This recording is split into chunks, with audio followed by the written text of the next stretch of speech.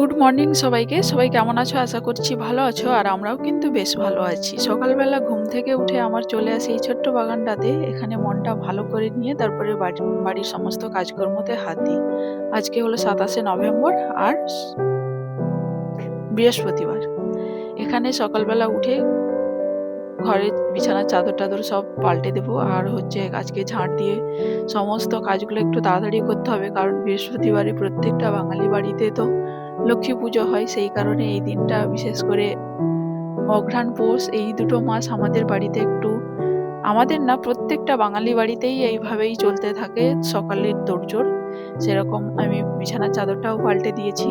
এবার পুরো ঘরটা ঝাঁট দিয়ে নেবো, দিয়ে ঘরটর মুছে ভালো করে তারপরে আজকে পুজো দেব। কারণ প্রত্যেক দিনই কিন্তু বৃহস্পতিবারটা আলাদাভাবেই প্রত্যেকটা বৃহস্পতিবারেই পুজো দেওয়া হয় এই অঘ্রাণ আর পৌষ মাস মিলেই। কারণ বিছানারটা চাদরটা পাল্টে নিয়েছি, তারপরে খাটের নিচটাতে যেহেতু আমি ঢুকতেই পারি না, সেই কারণে অনেকটাই বলতে পারো নোংরা জমে যায়। বিশেষ করে মেয়ে থাকে তো, মেয়ে যেটাই পায় নিয়েই ওই খাটের তলাতে ঢুকিয়ে দেয়। এবার যতটা ঝাঁটা যায় ওই পরিষ্কার করে রাখার চেষ্টা করি।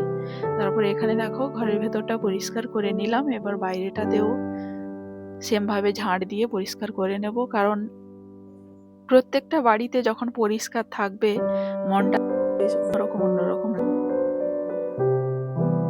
তাই বলতে পারো বাড়ির পরিষ্কার করে রাখার চেষ্টা করি। আমাদের বাড়িটা রাস্তার সাইডে, তো সেই কারণে বলতে পারো ধুলো ময়লাটা একটু বেশিই হয়। তারপরে দেখো পুরো ঘরটা ঝাঁট দিয়ে নিয়েছি। এবার বাইরেটা ঝাঁট দিয়ে নিচ্ছি। কারণ মেয়ে চলে গেছে পড়তে, সেই কারণে ও থাকলে আমার পেছন পেছন ঘুরবে, এটা দাও সেটা দাও, মুখ এরকম আমাকে ডিস্টার্ব করে প্রত্যেকটা কাজে। কিন্তু ছোট বাচ্চা যাদের ঘরে থাকে এরকম তো হতেই পারে। আর ও যখন পড়তে চলে যায় আমি কাজকর্মগুলো বলতে পারো করে নিই, ভালো লাগে, মানে তাড়াতাড়ি কাজগুলো হয়ে যায়। আর এখানে দেখো বাইরেটা ঝাঁট দিয়ে দিচ্ছি।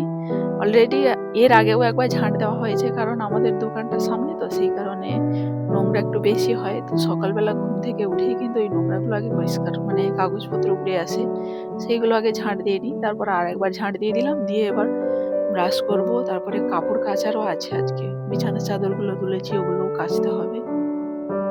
তারপরে একার সংসারে নিজেকে সমস্ত, সেই কারণে দেখো এবার ব্রাশ করে নিয়েছি, নিয়ে এবার কিছুটা জামা কাপড় জলের মধ্যে জাঁকিয়ে দেবো। তারপরে যত বৃহস্পতিবার আর যতই চাপ থাকুক, মেয়ে স্কুলে যায়, ওর জন্য একটু খিচুড়ি বানাবো। কারণ ওকে না সাদা ভাত খাওয়ানো যায় না, খুবই কষ্টকর, মানে ডাল খাবে না, সবজি খাবে না। আগের ভিডিও যারা দেখেছো তারা তো জানোই। সেই কারণে ওর জন্য একটু খিচুড়ি করি। যেই দিন যেই শাক থাকে সমস্ত শাক অ্যাড করি। তারপরে শীতে তো প্রচুর সবজি পাওয়া যায়, সেই কারণে সমস্ত কিছু সবজি দিয়ে ডাল চাল দিয়ে ওর জন্য একটু ফুটিয়ে দিলে ওটাই ও খুব ভালো খায়। তারপরে আগের দিন একটু পাঁপড় ভেজে রেখেছিলাম, ভাবলাম পাঁপড়টা দিলে আরো বেশি, মানে তাড়াতাড়ি বলতে পারো খাওয়াতে পারি। সেই কারণে আগে খিচুড়িটা থালার মধ্যে নিয়ে নিলাম। ওকে স্নান করিয়ে দিয়েছি, স্নান টান করে ও এবার খাইয়ে দেবো। খাইয়ে দিলে ও স্কুলে চলে যাবে। তারপরে আমি বাড়ির আর বাকি কাজকর্মগুলো ভালোভাবেই করতে পারবো। এখানে দেখো এবার এইভাবেই প্রত্যেকটা সবজিকে চামচ দিয়ে সমস্ত কিছু পেস্ট বানিয়ে দিলে ও ভালো খায়। আর ওকে খাইয়ে দাইয়ে সমস্ত কিছু কাজ কমপ্লিট করে ওকে স্কুলে পাঠিয়ে দিয়েছি। আর এখানে আমার জামা কাপড়ও কাচা হয়ে গেছে। এবার এইগুলোকে রোদের মধ্যে মিলে দেবো। কারণ আমাদের এখানে রোদটা খুব সুন্দর লাগে, এটা শীতকাল, সেই কারণে জামা কাপড়গুলো মিলে দিয়ে এবার স্নান করে ঠাকুরকে পুজো দেবো। ঠাকুরকে পুজো দেওয়া বৃহস্পতিবারের সকালটা বলতে পারো অনেকটাই কাজের চাপের মধ্যেই থাকা যায়। তারপরে এখানে স্নান টানও হয়ে গেছে। এখানে দেখো এই হলো আমাদের মা লক্ষ্মী। কেমন লাগছে অবশ্যই কিন্তু কমেন্ট বক্সে কমেন্ট করে জানিও সবাই।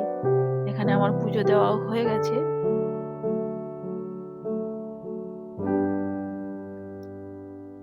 বেশ ভালো লাগছে তাই না? তো এখানে ঠাকুরকে পুজো দিয়ে নিয়েছি। আর এখানে মেয়েকে দেখো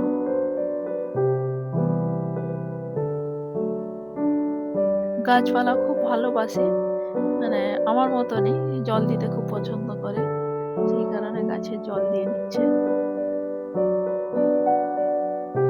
আর যেহেতু জল দিতে বা গাছেদের ভালোবাসে, আমি না বলি না, কারণ এ ছোট্ট তো, অন্য বাচ্চারা যেমন থাকে যে ফুল গাছে ফুল টানবে পাতা টানবে, ও ওইভাবে করে না, কারণ ওকে বলা আছে, সেই কারণে ও কিন্তু গাছেদের খুব যত্ন করে। কি বলতো, বাচ্চারা বড়দের যেমন দেখবে তেমনটাই করে। তো সেই রকম ওকে সমস্ত কিছু বলে দিয়েছে, ও সেই জন্য কোনো গাছপালাতে মানে ফুল পাতা এই সমস্ত ধরে টানাটানি করে না। তারপরে এখানে দেখো সমস্ত কিছু কমপ্লিট করে এখানে সবজি কেটে নিয়েছি। এখানে এই শাক আর আলু বেগুন দিয়ে একটা তরকারি হবে, আর করব এঁচোড়ের ঝোল। যেহেতু বৃহস্পতিবার নিরামিষ রান্না হবে, সেইভাবেই এখানে রান্না আমার কমপ্লিট। ভিডিওটা এই পর্যন্ত, ফিরবো নতুন এক ভিডিও নিয়ে। ততক্ষণে সবাই ভালো থাকবে, সুস্থ থাকবে, টাটা।